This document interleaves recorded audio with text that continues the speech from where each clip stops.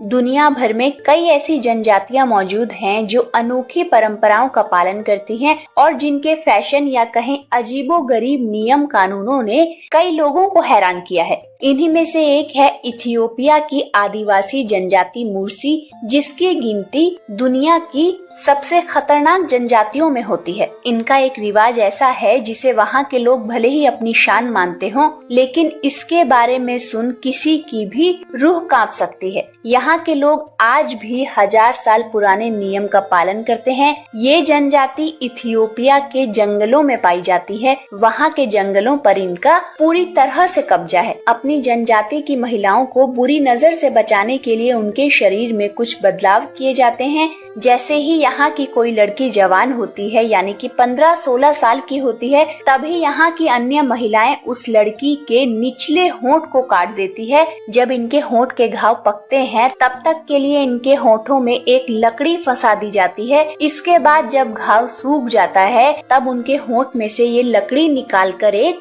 Disc फंसा दी जाती है। ये डिस्क उनके होंठों पर जीवन भर के लिए लगी होती है। इसके अलावा इस जनजाति की महिलाएं अपने कान के निचले हिस्से को भी इसी तरीके से काट देती हैं। ये जनजाति ऐसा इसलिए भी करती है क्योंकि पहले इनकी महिलाओं को गुलाम बनाकर ले जाया जाता था और उनके साथ बदसलूकी की जाती थी। ये देखते हुए यहाँ के लोग महिलाओं को बदसूरत बनाने के लिए इनके होंठ काट देते थे, जिससे उन पर किसी की गंदी नजर न जाए। 19वीं सदी में मुर्सी महिलाओं ने दास व्यापारियों से बचने के लिए अपने होंठ काटने और दांत तोड़ने शुरू कर दिए थे। इससे वो बदसूरत दिखने लगी और यौन शोषण से बच गई। समय के साथ साथ ये प्रथा उनकी संस्कृति का हिस्सा बन गई। उधर इससे परे मुर्सी समाज में ये भी माना जाता है कि जितनी बड़ी महिला की डिस्क होगी, महिला उतनी ही सुंदर और आकर्षक मानी जाएगी।